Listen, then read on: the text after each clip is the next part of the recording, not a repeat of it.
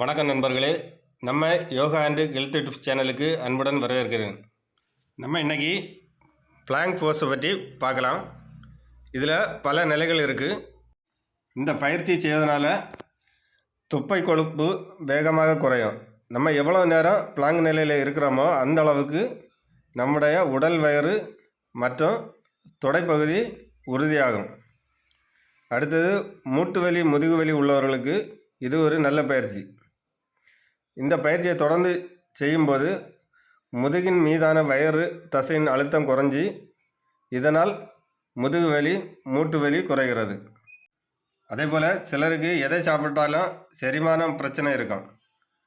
அந்த பிரச்சனை உள்ளவங்களுக்கு இந்த பயிற்சியை தினமும் 10 நிமிடம் செய்து வரும்போது செரிமான மண்டல பிரச்சனைகள் நீங்கி செரிமான மண்டலம் சிறப்பாக செயல்படும். வாங்க இனி பயிற்சி போகலாம். நம்ம சேனல் பிடிச்சிருந்தால் லைக் பண்ணுங்கள், ஷேர் பண்ணுங்கள், சப்ஸ்கிரைப் பண்ணுங்கள். முதல்ல குப்புற படுத்துடுங்க. அடுத்தது நெஞ்சு பகுதி பக்கமாக உங்கள் கையை கொண்டு வந்து ஊனுங்க. அடுத்தது அப்படியே நேராக உடம்பு ஃபுல்லாக மேலே தூக்குங்க. தூக்கிட்டு நேராக நில்லுங்க. இந்த பயிற்சியில் உடல் முழுமையாக நேர்கோட்டில் இருக்கட்டும். இது ஆரம்ப நிலை பயிற்சி. இந்த பயிற்சி தொடக்க நிலை உள்ளவங்களுக்கு எல்லாம் இப்படி செய்யுங்க. அப்போது நமக்கு எளிமையாக இருக்கும். இப்படி வளையக்கூடாது, மேல் நோக்கியும் வளையக்கூடாது, ஒரே நேர்கோட்டில் இருந்தால் சிறப்பு. நம்ம எந்த ஒரு பயிற்சியுமே அதன் முழு பலன் கிடைக்கணும்னா அந்த கரெக்டான பொசிஷனில் இருந்தால் தான் முழு பலன் கிடைக்கும். ஆரம்ப நிலையில் செய்கிறவங்க 20 வினாடியிலிருந்து 30 வினாடி அப்படி கொஞ்சம் கொஞ்சமாக கூட்டிகிட்டு 2 நிமிடம் வரை இந்த போஸில் நிற்கலாம். இந்த போஸில் நிற்கும்போது நமக்கு வயிற்று பகுதி இறுக்கப்படும். உடல் முழுமைக்கும் நல்ல இரத்த ஓட்டம் கிடைக்கும். அப்படியே மூச்சை வெளியிட்டு கொண்டு பழைய நிலைக்கு வாங்க. அடுத்த நிலை இது கொஞ்ச நாள் அந்த நிலையில் இருந்துட்டு எக்ஸ்பீரியன்ஸ் ஆனவங்களுக்கு கை முட்டியை மடக்கி தரையில் வச்சுட்டு இந்த நிலையில் இருங்க. எவ்வளோ நேரம் இருக்க முடியுமோ அவ்வளோ நேரம் இருங்க.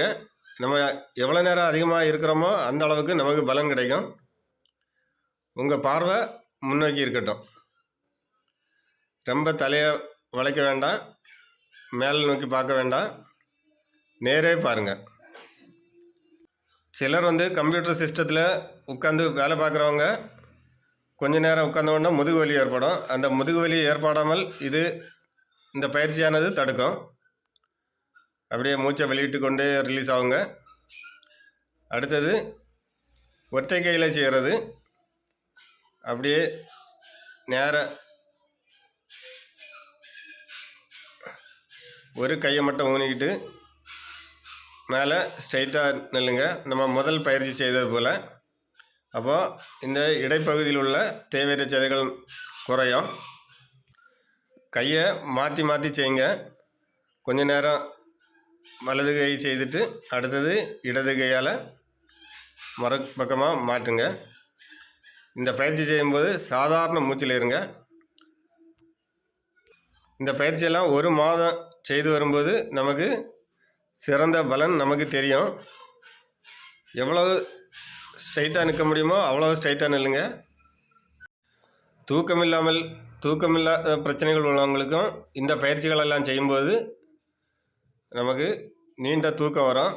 இரத்த ஓட்டம் மூளைக்கு சென்று மூளையின் செயல்திறனை அதிகரிக்கும். இதனால் ஆழ்ந்த நிம்மதியான தூக்கத்தை நமக்கு தரும். அடுத்தது கையை மடக்கி எல்போவை மடக்கிட்டு நாம் 2வது நிலை செய்தது போல் செய்யணும். இது ஒற்றை கையில் செய்கிறது.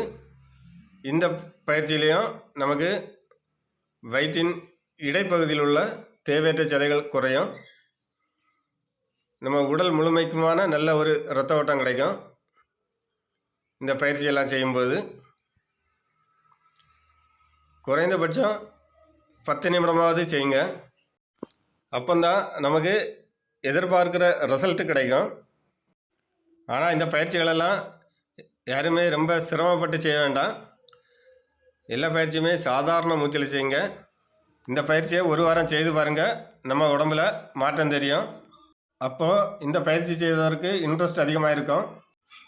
நிறைய பேர் வயிற்று பிரச்சனை, வயிறு தொந்தி எப்படி குறைக்கலான்னு பார்த்துக்கிட்டே இருக்கோம். சைடு ஃபேட் எப்படி குறைக்கலான்னு பார்க்குறோம்.